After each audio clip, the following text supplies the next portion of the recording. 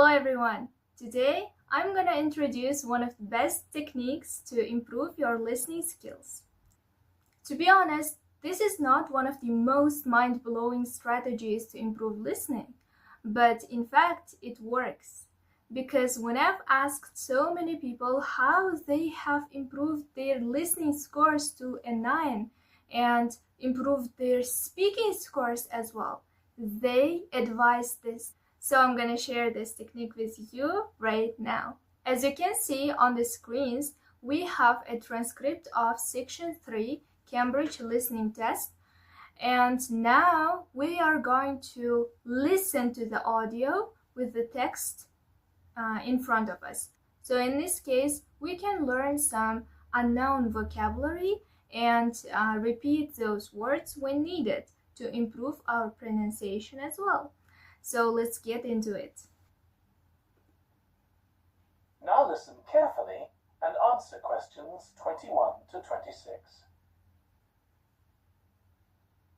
Tom, can I ask you for some advice, please? Yes, of course. If you think I can help. What's it about? Okay, so in this case, two people, Tom and Hazel, are talking with each other. Tom, could I ask you for some advice, please? Could I ask you for some advice, please? So here you can see intonation going to I. Could I? Could I ask you for some advice, please? It's my first media studies assignment, and I'm not sure how to go about it. Okay, so here Hazel used one amazing vocabulary, go about it. How to go about it, which means how to start. I'm not sure how to start. Okay? You must have done it last year. Okay. You must have done it last year. So we can understand that Hazel is asking for help from Tom about assignment because Tom has done this assignment last year. That's why Hazel is thinking this year Tom can help Hazel. Okay? Is that the one comparing the coverage of a particular story in a range of newspapers? Okay, so Tom here is clarifying which assignment is she talking about. Is that the one comparing the coverage of a particular story in a range of newspapers? Okay, so here the assignment is about one story displayed in number of different newspapers. Okay, so we can compare how each newspaper is displaying, placing this story in each newspaper. Okay. Right. Oh yes, I really enjoyed writing it. So, what sort of things do I need to compare? Well, there are several things. For example, there's the question of which page of the newspaper the item appears on. You mean because there's a big difference between having it on the front page and the bottom of page 10, for instance? Exactly. Okay, so Hazel asks, what kind of things should I compare? The story is the same, but the way it is presented in each newspaper can be different. So Hazel is clarifying how she can compare them.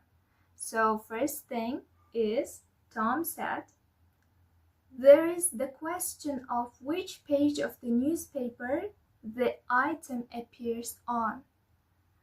The story, the item appears on some pages. For example, it can appear on the first page. It can appear on 10th page. It can appear on the bottom. It can appear on the upper side.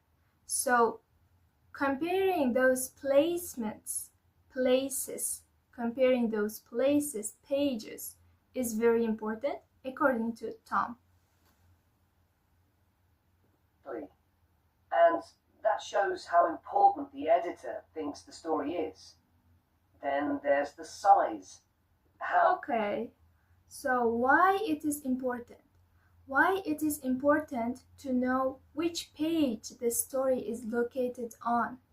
Because if the story is very important, the editor thinks it is very important, it appears on the first page to grab our attention.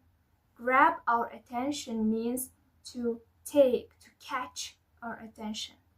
So the most important story will be on the first page. If the story is least important, it will appear on page 10, for example. How many column inches the story is given? How many columns it spreads over? First thing was placement. Second thing is the size of a story.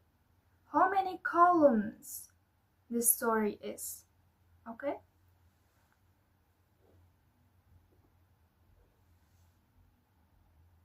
And I suppose that includes the headline. It certainly does. It's all part of attracting the reader's attention. Here it is, attracting the reader's attention. Attracting means catching their attention. What about graphics? Whether there's anything visual in addition to the text? Yes, you need to consider those too, because they can have a big effect on the reader's understanding of the story. Sometimes a bigger effect than the text itself. Okay. Third thing is graphics. Visual clues, for example, it can be images, it can be graphics. All those things are also very important because Tom says sometimes those visual effects and images are more important than the story itself, because we can just look at the picture and it takes it takes very little time for us to understand what's happening on the picture. But when we look at the story itself, we should read it, we should process it in our minds. That's why image grabs more attention. Image catches more attention. Then you'll need to look at how the item is put together. Okay, here is another word, put together. Put together means prepared. So then you'll need to look at how the item is prepared. What structure is it given? Bear in mind that not many people read beyond the first paragraph. So what has the journalist put at the beginning? And if, say, there are conflicting opinions about something, does one appear near the end where people probably won't read it? Okay, so bear in mind means keep in mind, remember. Okay, remember that not many people read beyond the first paragraph. This means not many people, just many people think only the first paragraph, not second, not third. They just read the first paragraph and they move on. That's why it's very important to put very eye-catching, we can say, details of the story on the first paragraph. Then we can proceed on with next paragraphs. Okay. And newspapers sometimes give wrong or misleading information, don't they? Either deliberately or by accident. Should I be looking at that too? Yes, if you can. Compare what's in different versions. And as far as possible, try and work out what's true and what isn't. And that relates. So, Hazel says, sometimes newspapers give wrong information by accident or deliberately. Deliberately means intentionally, with purpose. For example, newspapers can give some wrong information to catch our attention. Although this information is not true, they catch our attention first. So this is the purpose of why they give wrong information. So deliberately means giving wrong information on purpose. So Tom says it's also very important to look at which information is correct and which information is not correct, incorrect. It's to a very important point. What's the writer's purpose? Or at least the most important one, if they have several. It may seem to be to inform the public, but often it's that they want to create fear or controversy, or to make somebody look ridiculous. Okay, here Tom considers a few reasons why newspapers give wrong information to public. For example, it can be because they want to create fear among people, or they may want to create controversy, which means conflicting opinions, different opinions. And third one is to make someone look ridiculous, funny, right? Okay. Gosh, I see what you mean. And I suppose the writer may make assumptions about the reader. That's right. About their knowledge of the subject, their attitudes, and their level of education, which means writing so that the readers understand without feeling patronized. All of that will make a difference to how the story is presented.